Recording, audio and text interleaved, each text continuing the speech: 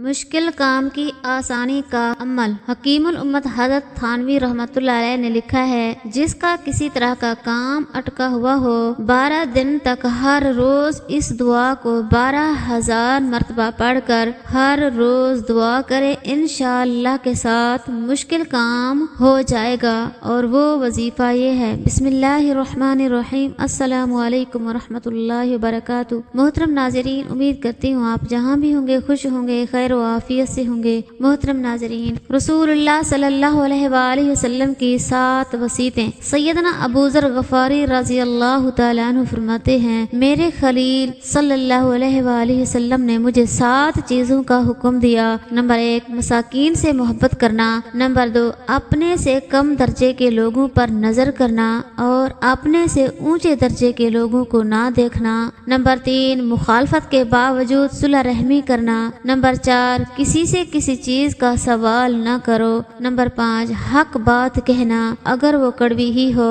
Number 6، اللہ کے بارے میں کسی ملامت کرنے والے کی ملامت کی پرواہ نہ کرنا۔ نمبر 7، کثرت سے لا حول ولا قوت الا باللہ کا ذکر کرنا، کیونکہ یہ عرش کے نیچے موجود ایک خزانے میں سے ہے۔ رسول اللہ صلی اللہ علیہ وآلہ وسلم نے فرمایا، 3 باتوں پر میں اللہ کی قسم کھاتا ہوں۔ نمبر 1، صدقہ دینے سے آدمی کا مال کبھی کم نہیں ہوتا۔ نمبر 2، اپنے اوپر ہونے والے ظلم پر اگر کوئی شخص صبر کر لے تو اللہ تعالیٰ اس کی عزت میں اضافہ فرما دیتا ہے۔ نمبر 3، جو آدمی لوگوں کے سامنے ہاتھ پھیلانے لگے اللہ تعالیٰ اس پر غربت کا دروازہ کھول دیتا ہے۔ روزانہ تلاوت۔ ایک ادب یہ ہے کہ قرآن کی روزانہ تلاوت کی جائے۔ رسول اللہ صلی اللہ علیہ وآلہ وسلم نے فرمایا، جو شخص روزانہ قرآن کریم کی 200 آیات دیکھ کر تلاوت کرے گا، اس کی قبر کے ارد گرد کی 7 قبر والوں کے حق میں اس کی شفاعت قبول کی جائے گی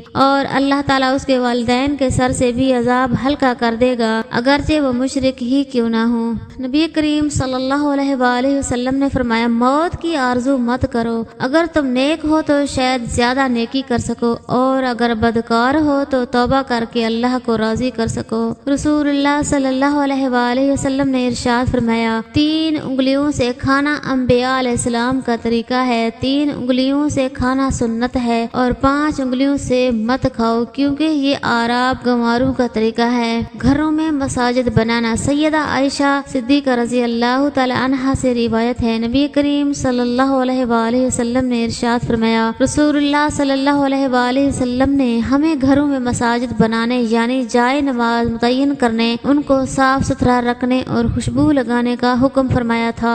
فرمان مصطفیٰ صلی اللہ علیہ وآلہ وسلم، جس نے کسی مسلمان کو اس کے نام کے علاوہ کسی لفظ یعنی برے نام سے پکارا، اس پر ملائکہ لعنت بھیجتے ہیں۔ خاموشی میں نجات۔ نبی کریم صلی اللہ علیہ وآلہ وسلم نے ارشاد فرمایا، من صمت نجا، جس نے خاموشی تھام لی وہ زبان کے فتنوں سے نجات پا گیا۔ جھوٹا ہونے کی علامات۔ نبی کریم صلی اللہ علیہ وآلہ وسلم نے فرمایا، آدمی کے جھوٹا ہونے کے لیے اتنا ہی کافی ہے کہ وہ ہر سنی سنائی بات کو آگے بیان کرے۔